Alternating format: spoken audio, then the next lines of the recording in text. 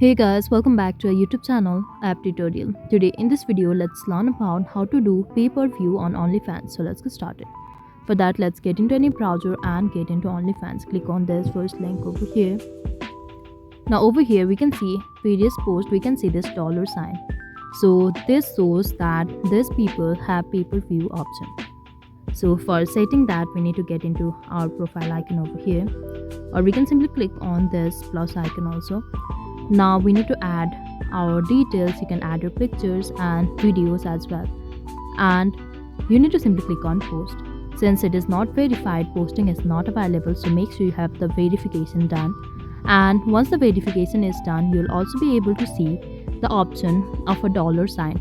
So simply tap on that to choose the selected amount and click on post on the top right corner. Afterwards, pay-per-view will be activated. So that was all. I hope you liked the video. Please do like and subscribe. Thanks for watching.